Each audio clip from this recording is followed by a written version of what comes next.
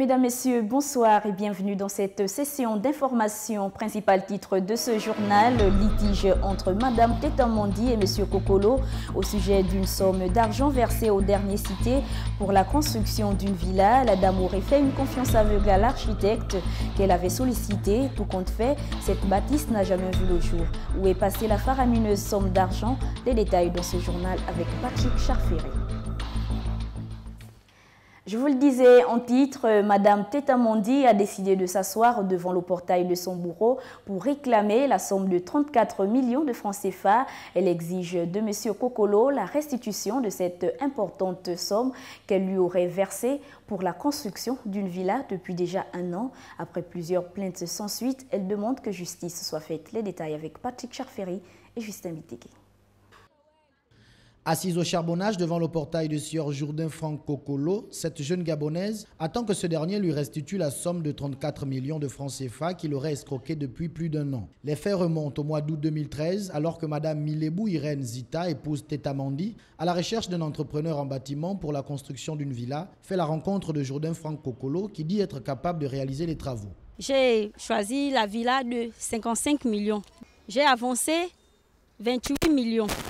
28 millions, il me dira qu'il m'avait fait comprendre que dans les 55 millions, il devait me faire une maison sans barrière. J'ai dit, comment se fait-il que vous allez me faire une maison sans barrière? Vous pouvez me faire une maison sans barrière. Il me dit donc, vous allez ajouter 5 millions. Ok, il n'y a pas de problème. J'ai accepté. Je suis allée en banque, j'ai fait sortir un montant de 6 millions. Dans les 6 millions, je l'ai donné 4 millions. Et les 2 millions, c'était les autres. Les 2 millions, il me dira que derrière mon terrain, j'avais une partie perdue.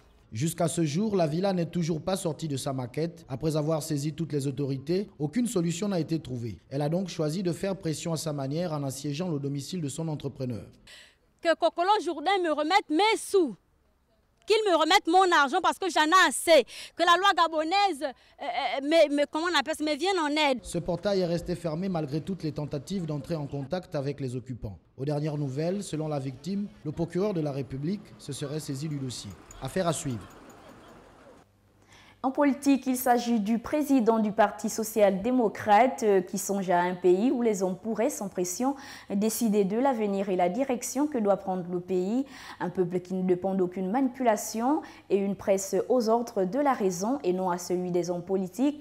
Selon Pierre Claver Manganga Moussavou, le peuple doit pouvoir manger à sa faim pour enfin être libre. Suivant ce reportage de Kenyangori, Marcia Tsonga et Refuy Tsuga. C'est un modèle de démocratie dans lequel aucun Gabonais ne dépendra de personne et ne subira aucune manipulation pour exercer librement son choix lors des scrutins au Gabon que Pierre Claver Manganga Moussavou réclame. Tant que le Gabonais n'aura pas le minimum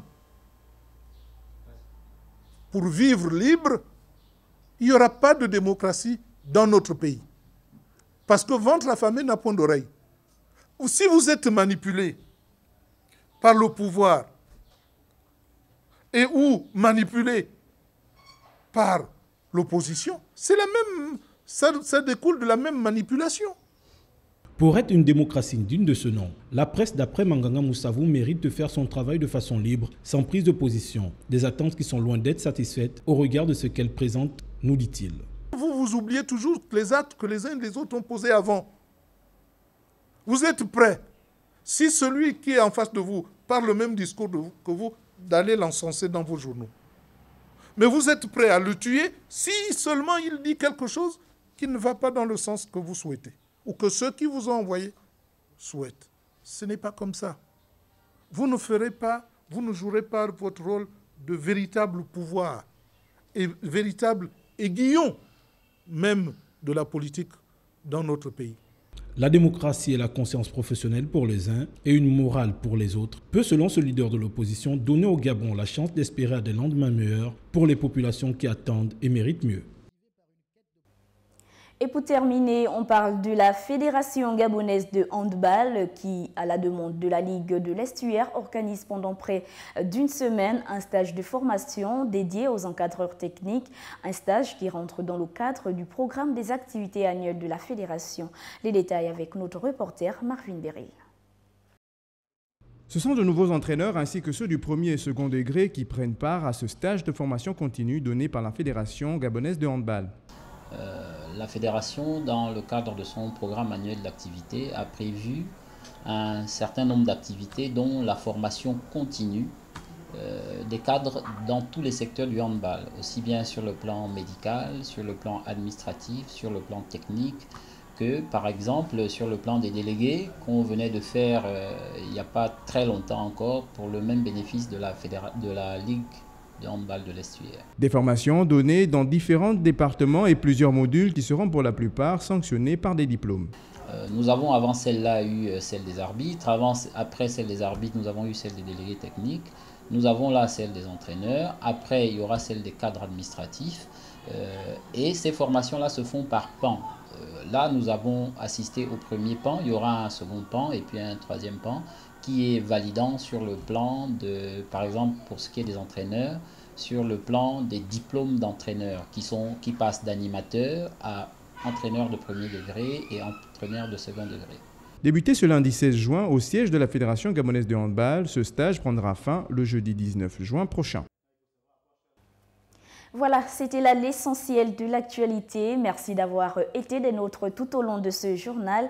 L'information continue sur www.gabonnews.com. Demain, même heure. Au revoir.